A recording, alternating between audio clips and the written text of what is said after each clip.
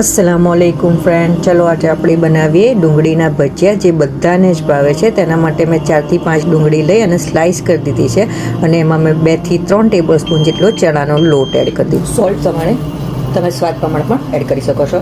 આ તમને કેવું તીખું જોઈએ છે એ પ્રમાણે આપણે અંદર મરિયા એડ કરી દઈશું।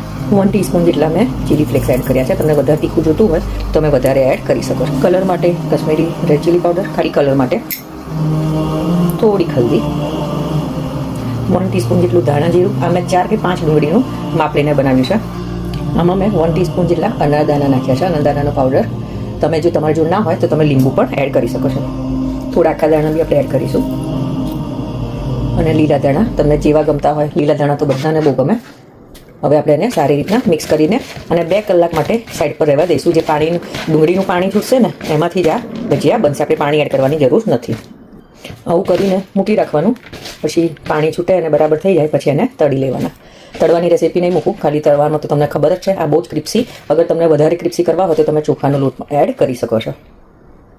અભી આવું દેખાય છે, પણ જ્યારે બરાબર મિક્સ થઈ જશે પછી આનો કલર સરસ રીતના બદલાઈ જશે। અગર તમને ચણાનો લોટ ઓછો લાગતો હોય તો તમે 1-2 ચમચી એડ વધારે કરી શકો છો।